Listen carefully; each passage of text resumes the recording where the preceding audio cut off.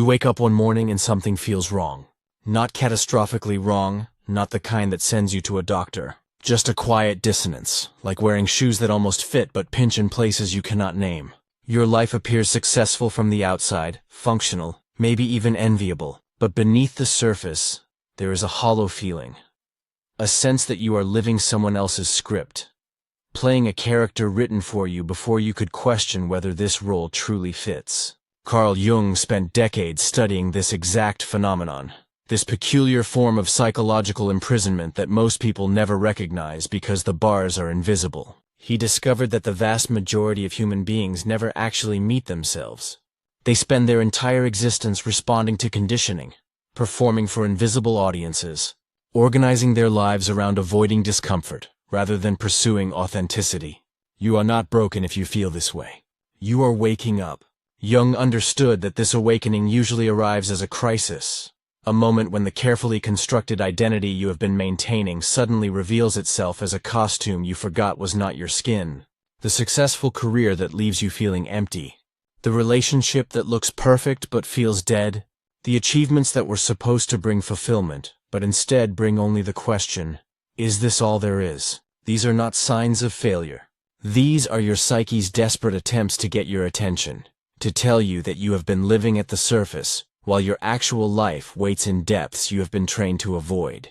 What Jung discovered through his clinical work was revolutionary. He found that wholeness does not come from perfecting the mask you show the world. It comes from finally turning to face everything you have been running from, the rejected parts, the shadow material, the aspects of yourself that were deemed unacceptable and so were buried alive.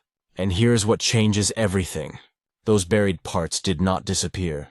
They have been operating underground, sabotaging your intentions, creating the patterns you keep repeating, manifesting as the obstacles that mysteriously appear whenever you get close to what you actually want. Your real life, the one that belongs to you and no one else, cannot begin until you stop running and discover who you actually are beneath the layers of performance and protection. The Swiss psychiatrist Carl Jung dedicated his life to understanding a phenomenon that haunts most human beings without their awareness. He observed through decades of clinical work that people move through their existence wearing masks so convincing that they eventually forget a face exists beneath.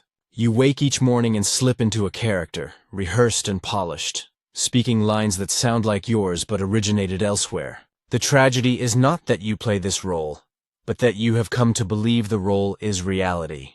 Jung saw patients arrive at his office carrying the weight of lives that technically belonged to them, yet felt strangely foreign.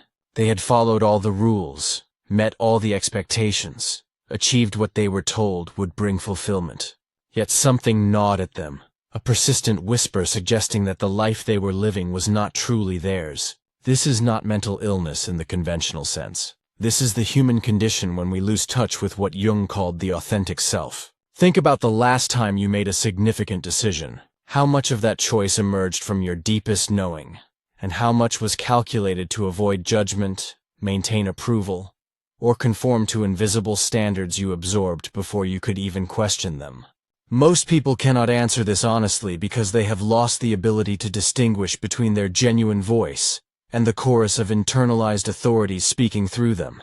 Jung understood that we begin this process of self-abandonment early. As children, we possessed an unfiltered authenticity, expressing joy and rage and curiosity without self-consciousness. But the world could not tolerate this rawness. Parents, teachers, religious authorities, they all had ideas about who we should become. And because our survival depended on their approval, we adapted. We learned which parts of ourselves were acceptable and which must be hidden. We constructed what Jung termed the persona, a mask designed to navigate social reality. The persona itself is not the problem. We need some adaptation to function in the world. The crisis emerges when we forget we are wearing a mask, when we mistake the performance for the totality of who we are. Jung noticed that this forgetting is so complete that people will defend their persona, as if their life depends on it. Challenge their self-image, and you trigger a defensive reaction far beyond what the situation warrants. This is because you are not just questioning their behavior. You are threatening the entire structure they have built to feel safe in the world. But here is what remains hidden from most people. Every part of yourself that you rejected in order to construct this acceptable persona did not simply disappear. It went underground into what Jung called the shadow. The shadow is the repository of everything your conscious identity cannot accommodate. If you see yourself as patient and kind, your shadow contains the impatience and cruelty you refuse to acknowledge. If you pride yourself on being rational and controlled, your shadow harbors the wild emotional chaos you've spent years suppressing. If your identity revolves around being strong and self-sufficient, your shadow carries all the neediness and vulnerability you learned was dangerous to express. Jung discovered something profound about this rejected material. The shadow does not remain passive. It leaks out in unconscious ways, sabotaging your intentions, creating the very problems you consciously want to avoid. The rage you never learned to acknowledge does not evaporate. It emerges as passive aggression, chronic resentment, or explosive outbursts that seem to come from nowhere. The neediness you refuse to own does not disappear. It manifests as clinging behaviors in relationships, or as a compulsive drive to prove your independence that leaves you isolated. The fear you cannot admit to yourself does not fade. It controls your choices from behind the scenes, causing you to play small, while telling yourself you are simply being realistic. This is why Jung insisted that the shadow must be integrated, not eliminated. You cannot become whole by continuing to reject parts of yourself. You become whole by bringing consciousness to what has been hidden, by recognizing that these rejected aspects are not your enemies, but pieces of your humanity that have been denied. Now imagine for a moment that you have spent 40 years building a life based on being the responsible one, the person everyone can count on, the one who never complains or asks for help. This identity has brought you respect, admiration, a sense of purpose, but it has also required you to suppress every impulse toward spontaneity, every moment when you wanted to be taken care of, every feeling of exhaustion or resentment. What happens to all those suppressed experiences? They accumulate in the shadow, creating pressure that eventually must find release. And when it does, it often takes the form of a crisis that seems to come from nowhere. The responsible person suddenly cannot get out of bed. The caretaker develops a mysterious illness that forces others to care for them. The strong one collapses under the weight they have been carrying alone for decades. Jung would say these are not breakdowns, but breakthroughs. Moments when the psyche can no longer sustain the split between who you present yourself to be and who you actually are. These crises are invitations to finally encounter the disowned parts of yourself, to begin the process Jung called individuation. Most people resist this invitation with everything they have. They medicate the symptoms, distract themselves with busyness, double down on the strategies that stopped working. Anything to avoid facing the shadow, because facing the shadow means confronting everything you have spent your life trying not to be. But those who accept the invitation, who turn toward rather than away from their hidden depths, discover something unexpected. The shadow contains not just weakness and darkness, but also unlived potential, creative capacities that were suppressed because they did not fit the acceptable image, strengths that were rejected because they seemed dangerous or inappropriate. Jung observed that the most vibrant, authentic people he encountered were not those who had eliminated their shadows, but those who had learned to integrate them. They had stopped pretending to be only light and had embraced the full spectrum of their humanity. This made them more flexible, more compassionate, more genuinely powerful because they were no longer exhausting themselves maintaining a false image. But how does one actually do this work of integration? Jung offered several pathways, and all of them require moving beyond the rational mind that wants to figure everything out through analysis. The unconscious, where the shadow lives, does not speak in logical arguments. It communicates through images, through dreams, through the body, through emotional reactions that seem disproportionate to the situation. Pay attention to your dreams, Jung advised. Not to predict the future, but to understand what your psyche is trying to tell you about your present reality. The figures that appear in your dreams, especially those that frighten or disturb you, often represent shadow aspects seeking recognition. Notice what triggers intense emotional reactions in you, particularly when those reactions seem larger than the situation warrants. Jung understood that we tend to project our shadow onto others, seeing in them the qualities we cannot accept in ourselves. The person who infuriates you may be reflecting back your own unacknowledged traits. Observe the criticisms you level most harshly at others, the judgments that carry the most emotional charge. These often point directly to shadow material you need to integrate. If you find yourself repeatedly saying that you could never be like that person, Jung would suggest looking more closely, because that disowned quality likely lives within you. This work is uncomfortable because it requires admitting that you are not who you have been pretending to be. It demands humility, the recognition that you contain capacities for behavior you have condemned in others. But this admission, paradoxically, is what sets you free. When you can acknowledge the full range of what exists within you, you stop needing to police yourself so rigidly. You develop what Jung called psychological flexibility, the ability to access different aspects of yourself depending on what the situation requires. Now, if you feel something resonating as you listen, then I want to invite you to subscribe to ensure you continue receiving this content. Press the like button, activate the notification bell so you never miss what comes next. Your engagement is not just about supporting a channel. It is about amplifying a message that can reach others who are struggling with the same questions you are confronting. Let us go deeper now into what Jung discovered about the structure of the psyche, beyond the personal shadow, beyond the individual experiences that shaped your particular personality. Jung identified something more fundamental. He called it the collective unconscious, a layer of psyche that you share with all human beings across all time. This was perhaps his most controversial insight, the idea that beneath your personal history lies a substrate of universal patterns and images, inherited from countless generations of human experience. Jung arrived at this conclusion through his work with patients whose dreams contained symbols and mythological themes they had never consciously encountered. How could a person who had never studied mythology dream of images that appeared in ancient texts from cultures they knew nothing about? Jung proposed that these patterns, which he called archetypes, are not learned but inherited, structures built into the human psyche through evolutionary history. The archetypes are not specific images, but rather fundamental patterns of human experience that can be expressed through infinite variations. The mother archetype, for instance, is not any particular mother, but the pattern of nurturing, containing, and generating life that appears across all cultures. The hero archetype represents the pattern of facing challenges, undergoing transformation, and returning with new wisdom. The trickster archetype embodies the disruption of established order, the violation of rules, the introduction of chaos that creates new possibilities. These patterns are always active within you, shaping your perceptions and responses in ways you typically do not recognize. When you encounter a person who embodies one of these archetypal patterns, you may experience a fascination or revulsion far beyond what the individual themselves warrants.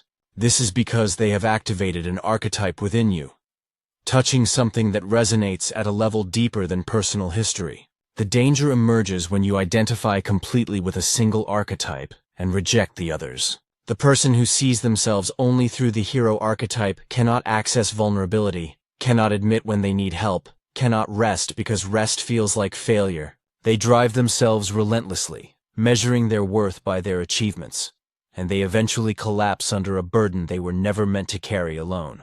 The person who identifies with the victim archetype cannot claim their power, cannot take responsibility for their choices, cannot imagine that they have agency in shaping their life. They remain trapped in resentment and helplessness, waiting for rescue that never comes. The person who embodies the rebel archetype in every situation cannot experience genuine belonging, cannot build stable structures, cannot commit because commitment feels like surrender. They sabotage every opportunity for connection, telling themselves they are preserving their freedom while actually creating their own isolation. Wholeness requires recognizing that you contain all of these patterns, that none of them defines the totality of who you are, that you can access different archetypal energies depending on what the moment requires. This is psychological maturity, the capacity to respond flexibly rather than being locked into a single mode of being. But Jung went further still, proposing that within the collective unconscious lies what he called the self, with a capital S. This is not the ego, not the conscious sense of I that navigates daily life, but something far more comprehensive. The self, in Jung's framework, is the totality, the whole that contains all the opposites, the source from which your individual consciousness emerges. Most people live their entire lives identified with the ego, with the small self that feels separate and vulnerable, that fears death and craves security. The ego is necessary for functioning in the world, but it is not your deepest reality. Jung observed that those who journeyed deep enough into their own psyche, who integrated the shadow and encountered the archetypes, eventually arrived at a threshold where the ego structure itself began to dissolve. This is terrifying because it feels like annihilation, like losing everything you have known yourself to be. But those who passed through this threshold discovered something unexpected. On the other side was not oblivion, but a recognition of something far larger than the individual self. They experienced themselves as expressions of a consciousness that transcends personal identity, connected to all of life, through depths that rational mind cannot grasp. This is what Jung meant when he spoke of individuation as the goal of psychological development. Not becoming more of an individual in the sense of being more separate or unique, but becoming more fully what you always were beneath the layers of conditioning. The irony is profound. You must develop a strong ego in order to eventually see through it. You must construct a stable identity before you can recognize that identity as a construction. This is why Jung insisted that individuation is work for the second half of life. The first half requires building the structures, establishing yourself in the world, developing the persona and ego strength necessary to function. But at some point, often triggered by crisis or loss, or simply the accumulation of years, these structures begin to feel constraining rather than supporting. What served you in youth now imprisons you. The persona that protected you now suffocates you. The ego that gave you a sense of identity now reveals itself as a limitation. And this is when the real work begins. The dismantling of everything you thought you knew about yourself in service of discovering what you actually are. Jung was clear that this path is not for everyone. Most people prefer the security of collective identity to the uncertainty of genuine individuation. They would rather belong to something larger, even if that belonging requires self-betrayal, than face the aloneness of becoming truly themselves. But for those who cannot silence the call, for those who feel the persona cracking and the old structures crumbling, there is no choice but to continue. And what they discover on this journey changes everything. They realize that the life they thought they were supposed to live was never truly theirs. They recognize that most of what they called their personality was borrowed, constructed from the expectations and projections of others. They see that the fears that controlled them were mostly inherited, passed down through generations who never questioned whether these fears still served. And in seeing all of this, something shifts. The identification loosens. The grip of the false self weakens. And what emerges is not a new identity to replace the old one, but a different relationship to identity itself. You still have preferences and characteristics and ways of being in the world, but now you hold them lightly, recognizing them as temporary expressions of something deeper that cannot be captured in any form. This is the paradox Jung understood. True freedom comes not from constructing the perfect self, but from seeing through the entire project of self-construction. Not from transcending your humanity, but from embracing it so completely that you recognize your humanity as one expression of something vast and mysterious that moves through all forms.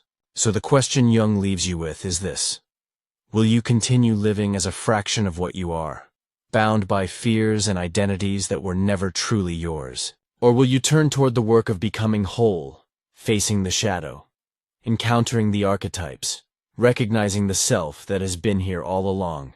Because life, your actual life, the one that belongs to you and no one else, does not truly begin until you stop running from who you are. It begins when you finally turn and face the darkness you have been fleeing. It begins when you reclaim the parts of yourself you abandoned in order to be acceptable. It begins when you recognize that wholeness includes everything: the light and the dark, the known and the unknown, the persona and the shadow. And it begins right now, in this moment, with the simple choice to stop pretending and start discovering. The door has always been there, waiting for you to notice it. The only question is whether you will finally step through.